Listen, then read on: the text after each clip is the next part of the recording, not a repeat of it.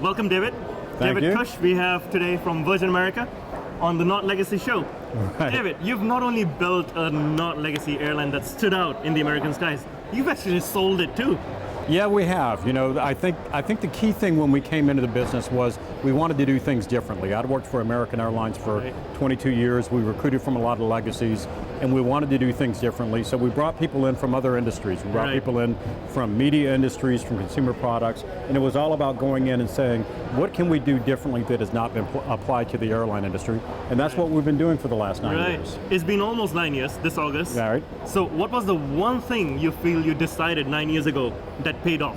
That's a tough one. You know, I think probably the biggest thing that we did right from the beginning was we were very careful about the frontline staff that we chose. We made sure we were focusing really more on personalities and on technical skills. Obviously, mechanics and pilots, you need technical skills, but everyone else we thought, we can teach them the technical skills if they have the right personality that is outgoing and that is service driven, and I think that's really what's carried us all of these years. Right. So frontline stuff, of course, and culture was a big factor as well at Virgin America, isn't it? Absolutely. You know, that it's a very inclusive culture. You know, we want to make sure that our teammate base looks like our customer base.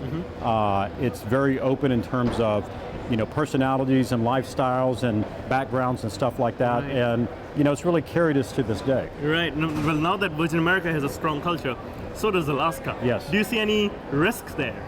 Well, you know, I think we approach things from a different perspective. You know, we're probably a little flashier, and, you know, we're a little bit more edgy. They're a little bit more conservative, but in the end, we're coming to the same place, which is trying to provide a great experience for the customer. So theirs is a little bit different, and of course, they've got 80 years of history. They fly in difficult terrains. Ours is a little bit different, but in the end, the reason why this merger will be successful is because we're trying to get to the same place, which is to provide a great customer experience and be profitable because of that great customer experience, and at the same time create a great place for people to work. Right, so what does the future hold for Virgin America? Well, you know, that's really a question better asked for the Alaska guys. What I'll tell you from what I've heard is that they're interested in maintaining the Virgin brand for some period of time. They certainly want to go in and take the things that are positive about our culture and that have made us successful, that they think can be integrated into their culture, and vice versa. So, you know, they're going to take their time. They're smart guys. They don't feel like they need to rush into this thing. They're going to take their time and try to take the best of both worlds and combine it into something that's never been done before. Right, and what does the future hold for David Cush? Well, we'll have to see. You know, my focus right now is getting everything to the finish line. Fortunately, all of our people have been well taken care of by the Alaska guys. We just want to make sure that the service levels don't drop off, which by winning this award, obviously we're showing that they haven't, that the financial performance continues, and then once we get across that finish line, then I'll take a deep breath, maybe take a couple of weeks off and figure that out. A couple of weeks. Or maybe longer. Nice. The next part of this interview is called the rapid fire round. Okay. In which I'll ask you questions. You have one word to reply, max two. Okay. All right, so we'll start with a simple one. What are you reading right now? Newspapers.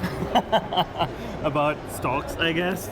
Well, about what's going on in England in particular has been quite Brexit. interesting, and you know the stuff that's going on in the States. So it's a nice time to be reading newspapers. Okay. Favorite airline, not a Virgin brand. I would say JetBlue. That's a good choice. I should probably say Alaska, but both of them are very good. Right. That's a good answer. Now, what's the first word that comes to your mind when I say Richard Branson? Creative. Okay. When I say United Airlines. Trying hard. That's two words. That's 2 words, but we'll take it. Yes. Right? That's being decent. When I say A380. Remarkable. 787. Remarkable. Okay. C-Series. Soon to be remarkable.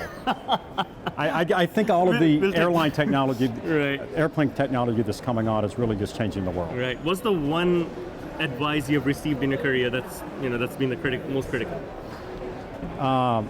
You know, the key thing I would say is just stay true to who you are. Yeah. And as long as you don't deviate from that, you can wake up in the morning, even if things are going rotten, and you can realize, okay, this is who I am. I stayed true to it. And if things didn't go well, you just keep fighting harder. Right. The compromise sometimes is good. Sometimes compromise is taking the easy way out. Right. Well done, David.